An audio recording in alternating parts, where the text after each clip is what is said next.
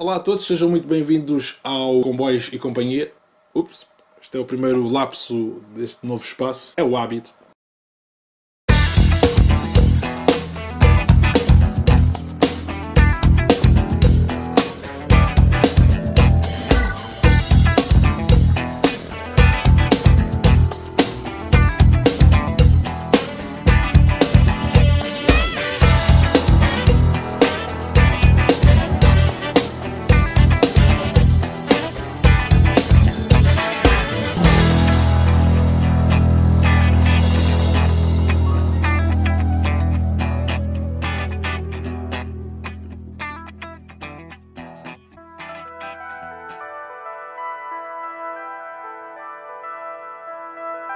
Olá a todos, sejam muito bem-vindos a bordo do Ateliê Ferroviário, o novo espaço do canal Botiquimbo, de temática técnica, por se tratar de um ateliê, embora virtualmente falando, e que tem como objetivo mostrar e desmitificar os bastidores do mundo da ferrovia como tema base, mas dando ocasionalmente também a mostrar o que está por detrás de outros mundos que estão presentes no nosso dia-a-dia, dos quais apenas nos damos conta do produto ou serviço final, que, embora chegue a nós de um modo muito banal e espontâneo, é resultado de toda uma cadeia de processamento que, na generalidade dos casos, envolve muitos meios humanos ao longo de uma estafeta que se traduz num sistema de produção, o mesmo que nos tempos difíceis que correm tem sido seriamente afetado e tem ganho enorme importância nas nossas vidas, mais do que nunca, através da gratidão e gestos solidários com aqueles que asseguram a manutenção de serviços essenciais. Pena que somente sejam reconhecidos quando as coisas correm menos bem ou simplesmente não andam,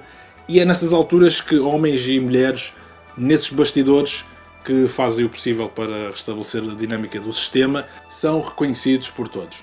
Pois bem, o espaço Ateliê Ferroviário é feito a pensar e homenagear esses operacionais e dar também a conhecer alguns dos mecanismos e instrumentos que os auxiliam, por exemplo, a tornarem possíveis momentos como estes que transmitem tranquilidade, confiança e conforto durante as nossas viagens. Acima de tudo, eles e elas merecem o nosso respeito, porque a nossa satisfação, em especial quando nos tornamos utentes do transporte ferroviário, depende muito desse exército que trabalha arduamente e com responsabilidade em mãos. O nosso bem-aja a todos os trabalhadores de serviços essenciais pelo seu trabalho incansável às comunidades e economias deste mundo fora. Ok, dando introdução ao tema da nossa primeira série de 3 vídeos sobre a numeração de série de comboios, tema que não foi escolhido ao acaso, mas sim em resposta ao esclarecimento das classes de unidades motoras e locomotivas tantas vezes mencionadas nos vídeos do espaço Comboios e Companhia, que de tão breve e sintetizada abordagem noticiosa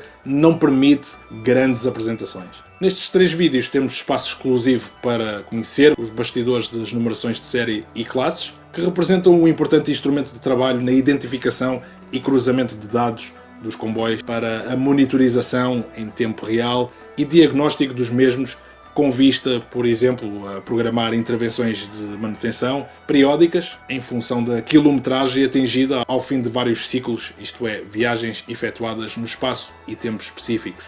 A numeração de série é também decisiva para a identificação individual de cada veículo ferroviário, tendo em conta que nos primórdios do caminho de ferro estava-se longe de pensar que 2 séculos mais tarde simples algarismos atribuídos às primeiras locomotivas e carruagens iriam contribuir para tornar as nossas vidas muito mais simplificadas. Mas no início do século XIX essa numeração seria essencialmente para a organização do ainda reduzido parque de material circulante, se é que assim se poderia chamar de tão pequeno que era. As numerações eram muito básicas, aplicadas na casa das unidades, variando de 1 a 9. Subsequentemente, com o passar dos anos e o aumento do número de veículos, já passavam das dezenas numeradas, e para a identificação mais específica, em muitos casos, aplicavam-se combinações alfanuméricas, como a exclusividade dos operadores aos quais pertenciam os veículos. Mas viajando aos tempos mais recentes e tendo como exemplo prático da importância e aplicação das numerações no mundo dos transportes, a numeração de série é algo com o qual diariamente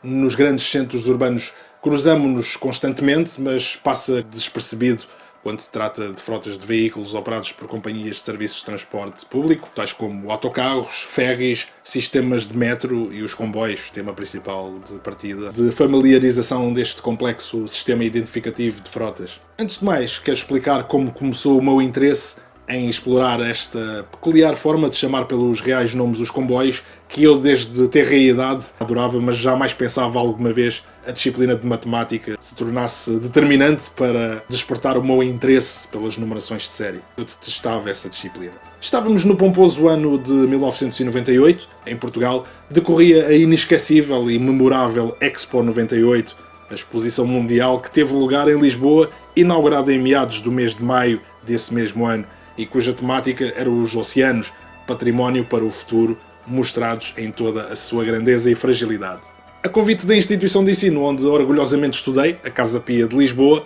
instituição que me deu, entre muitas oportunidades, a sorte de visitar tal evento, para além de ter estudado e sido instruído por grandes amigos e amigas para a vida com quem ainda hoje me relaciono e a quem mando um forte abraço, especialmente nestes tempos difíceis. A instituição deu-me o privilégio de ter esta fantástica experiência que adorei, mas tive muita pena de que o dia inteiro de visita ter sido tão curto para a sua dimensão, aliado a espetáculos de rua e muito mais. O transporte ferroviário teve um papel fundamental em fazer chegar de todo o país e além fronteiras milhares de visitantes à recém-inaugurada Gara Intermodal do Oriente, projetada pelo arquiteto espanhol Santiago Calatrava, que na altura e ainda hoje é um design de algo de outro mundo, aquela arquitetura orgânica futurista de uma das maiores salas de visita do país. Enfim, deixando este pequeno apontamento cronológico a marcar os meus 16 anos de idade, outro evento importante decorreu no mesmo ano, este a deliciar os amantes da ferrovia. Tratava-se dos 50 anos da tração diesel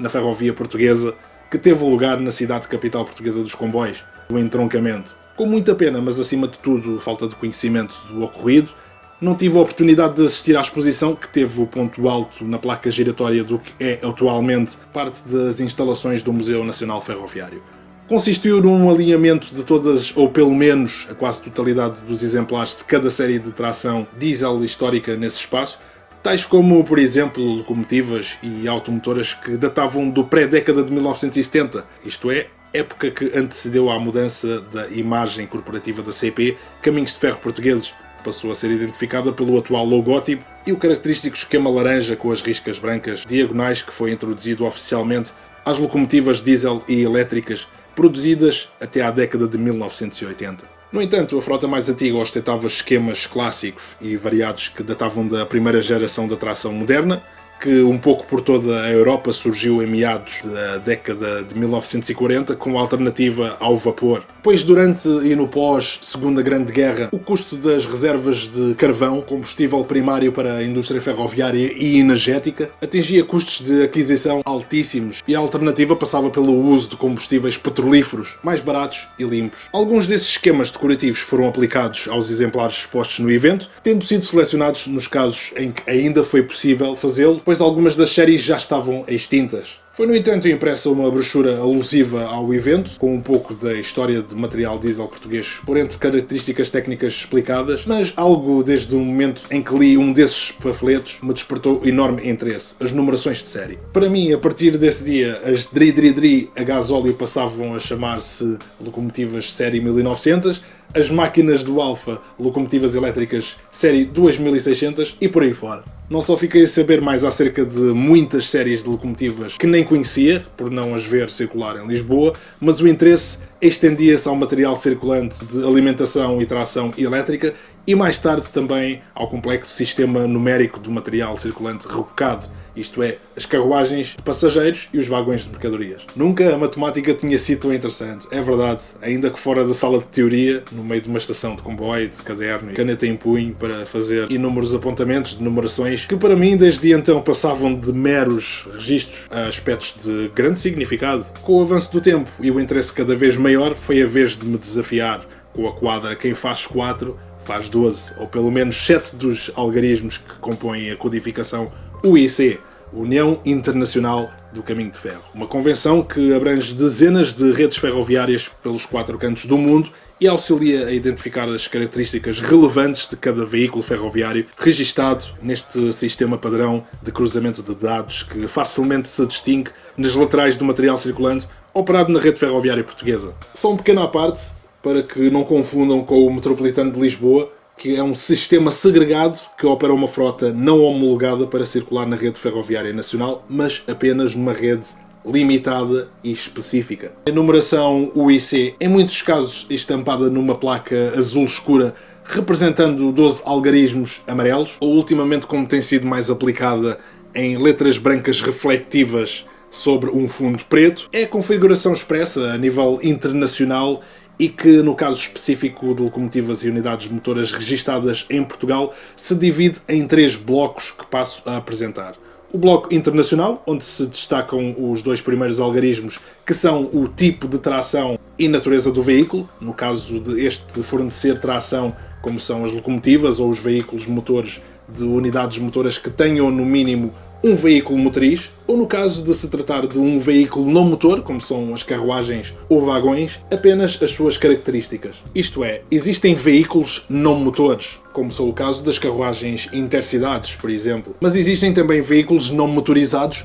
e que são parte de unidades motoras. E tecnicamente falando, a diferença entre estes veículos de unidades é que não são de uso polivalente. Eles foram projetados para apenas fazerem parte daquela unidade motora, ao passo que as carruagens intercidades podem incorporar um número variado de formações. E essas características estão representadas sob a forma destes 2 primeiros algarismos. Os terceiro e quarto dígitos expressam a nacionalidade, a rede onde o veículo está registado. Atenção não confundir Grã-Bretanha com Reino Unido, visto que a Irlanda do Norte, que é a parte do Reino Unido, tem o seu próprio código de nacionalidade. O próximo bloco é o nacional, o tal que é constituído por 7 algarismos e que é mais comum de ser representado, pois contém informação relevante na rede onde o veículo opera. O último algarismo em 12º lugar, e já fora do bloco nacional, é o dígito de controle, que resulta de um complexo cálculo matemático de todos os dígitos anteriormente referidos.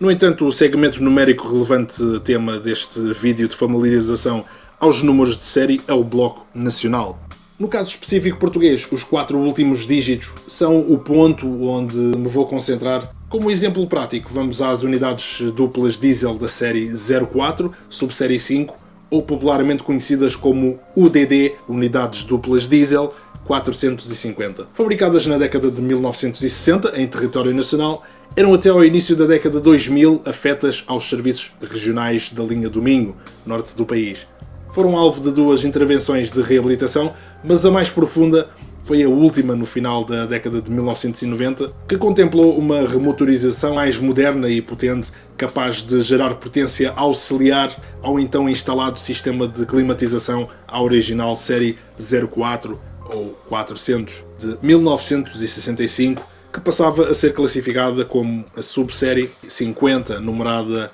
451 a 469, correspondente ao total de 19 membros que compõem a frota atualmente afeta ao serviço da Comboios de Portugal em linhas tais como o Oeste e de Litoral Algarvio, não sendo de admirar que os amigos do canal se cruzem com os membros da série em Lisboa, ao longo do corredor ferroviário Roma-Arieiro, Sete Rios e Benfica, em ambos os esquemas azul claro e amarelo. O último esquema aplicado à frota afeta aos serviços intercidades. Ainda dentro do diesel podemos constatar que o prefixo 0 deixa de ser aplicado à numeração que por terras lusas enumera automotoras e unidades de diesel de via larga, isto é, aquelas cuja bitola, medida de largura entre os carris, é superior à standard, amplamente usada por toda a rede ferroviária europeia. Portugal partilha com a vizinha Espanha a bitola ibérica, uma medida de bitola larga adotada pelas 2 nações. Mas as linhas portuguesas que servem regiões montanhosas usam via métrica ou bitola estreita, também por ser mais económica de construir e operar para os troços de baixa velocidade e relevo acentuado, como são os casos das linhas do Val do Voga e Val do Tua. A tração moderna introduzida nessas linhas, até à atualidade, mantém-se o diesel, sendo numerada com o prefixo 9. Como exemplo prático, as automotoras diesel originalmente numeradas série 03 ou 300, conhecidas por Allan, o fabricante holandês, tinham uma versão com género de via estreita na linha do Val do Voga, designada série 93 ou 9300. Na linha em questão, atualmente opera a frota de unidades motoras diesel da série 96, subsérie 3 ou série 9630, numerada 9631 a 9637, atribuída à frota composta por 7 exemplares. Variando finalmente para as unidades motoras de alimentação e tração elétrica, viajamos até aos subúrbios de Lisboa, onde a frota de unidades da série 23 e 24, ou 2300 e 2400, estão em maioria a assegurar os serviços suburbanos nas linhas de Sintra, Cintura, Azambuja e Sado, com o característico vermelho dos cabeçotes e caixa fabricada em aço inoxidável canelado, estrutura esta que durante décadas foi largamente aplicada no fabrico de material circulante em Portugal, saído das instalações da linha de montagem das Sociedades Reunidas de Fabricações Metálicas, popularmente conhecida por Sorefam S.A., que se situava na Reboleira desde a década de 1940, no município de Amadora, e que encerrou a sua atividade em 2005. Os primeiros exemplares destas séries de unidades motoras entraram ao serviço no início da década de 1990 como substituição das unidades elétricas de primeira geração alimentadas por corrente alterna. Assim era introduzida a série 23 ou 2300, constituída por 42 exemplares, numerada 2301 a 2342. Poucos anos mais tarde, ainda na mesma década, foi construída aquela que seria a continuação da série, mas já equipada com climatização, a marcar a mais evidente inovação, que viria mais tarde também a ser aplicada à primeira remessa fabricada. Esta segunda série de unidades viria a ser designada série 24 ou 2400, composta por 12 unidades, numeradas 2401 a 2412. Estas unidades são também popularmente conhecidas por UQE, unidades quádruplas elétricas 2300 e 2400. Consistem em formações de 4 veículos por unidade, sendo os 2 pares da mesma formação homogéneos e independentes, o que vem complicar um pouco a forma como a numeração de série é expressa no exterior dos veículos, ainda que sejam parte da mesma formação, mas jamais pode existir um veículo que numa mesma frota e características ostente a mesma numeração de acordo com a regulamentação UIC. E a solução adotada foi criar uma subsérie à metade da formação, designada 5, à semelhança das unidades diesel 400, subsérie 5, após ter sido reabilitada a fundo. Portanto, se observarem nos cabeçotes vermelhos das unidades elétricas série 2300 e 2400, números de subsérie superiores a 50, ficam informados de que se trata da metade subordinada da formação numerada em função da metade mestre, que é tecnicamente homogénea, mas cuja numeração não se repete. O mesmo se passa com as bastante distintivas unidades elétricas de 2 pisos da série 35 ou 3500, introduzidas ao serviço no final da década de 1990 no operador ferroviário Fertagos, o primeiro de propriedade e gestão privada de passageiros no pós-Revolução dos Cravos, de 1974, e que tem a concessão de exploração dos serviços suburbanos entre Lisboa, margem sul do Tejo e Península de Setúbal, através do eixo ferroviário Norte-Sul, cujo ponto alto é a travessia do tabuleiro inferior da ponte 25 de Abril. A encomenda total de 30 unidades foi feita pela CP, então Caminhos de Ferro Portugueses, que viria também a operar a frota nas linhas de Cintura e Azambuja, mas que atualmente estende a operação também à linha de Sintra. No entanto, as primeiras 18 unidades foram cedidas ao operador Fertagos, que as introduziu primeiro ao serviço seguido da CP, que gradualmente, por força de problemas técnicos, sofreu um atraso na sua introdução. Como podemos observar nesta imagem por mim registada na estação ferroviária de Alcântara Terra, em Lisboa, em meados da década passada, em 2015 ou 2016, durante uma das minhas deslocações a Portugal, que claro não podia deixar de fazer questão de registar algumas imagens durante a minha atividade de trainspotting, entre outras, tive a sorte de registar este pequeno alinhamento de 3 unidades da série 3500, que são parte da frota da CP Comboios de Portugal, e pela ordem de numeração, recapitulando um pouco aquilo que foi dito ao longo do vídeo explicativo, podemos constatar que temos à nossa esquerda o segundo exemplar da frota de unidades 3500 da CP, por se tratar da série 19 a 30, logo sendo esta a metade mestre da formação, da unidade 3520, e à direita temos 2 unidades cuja metade subordinada se encontra destacada, isto porque os valores são superiores a 50. Tratando-se do último exemplar das unidades da frota série 3500, o membro número 30, e à sua direita o terceiro exemplar da segunda série, correspondente ao membro 3521. Aqui, curiosamente, esta foto registada na estação de Roma-Arieiro, correspondente à última unidade referida, mas aqui destacada a metade mestre, que embora não apresente no seu indicador de destino Alcântara-Terra, mas que durante esse período esteve claramente afeta aos serviços Castanheira do Ribatejo. Para concluir, vamos à numeração de série das locomotivas e locotratores, independentemente do tipo de tração. Estas seguem o mesmo critério das unidades motoras elétricas, numa sequência lógica de potência associada à geração, uma vez que, por regra, o diesel tinha prefixo 1, mas a introdução da série 60 ou 6000 ao serviço do operador privado Open Access Tacargo Rail, na década de 2000, veio claramente ajustar a numeração, sugerindo que este é sem dúvida o diesel de última geração em décadas de investimento estagnado no parque de locomotivas diesel em Portugal. Não existe uma lógica aparente na numeração que diferencie locomotivas e unidades elétricas, pois a série 2400 é unidade motora, mas as séries 2500 e 2600 são locomotivas e as 3400 unidades motoras e elétricas. Espero que tenham ficado com uma mínima ideia das numerações de série do material motor ferroviário português e que, acredito, de certo, vos dar uma outra perspectiva do que se fala neste vídeo depois de se cruzarem com números de série que, por detrás dos bastidores do mundo dos transportes, aos olhos dos profissionais, fazem todo o sentido lógico e que muitos de vós nem imaginavam até hoje. Fiquem aí para a segunda parte das numerações de série dos comboios. Subscrevam, protejam-se, sejam felizes na minha companhia.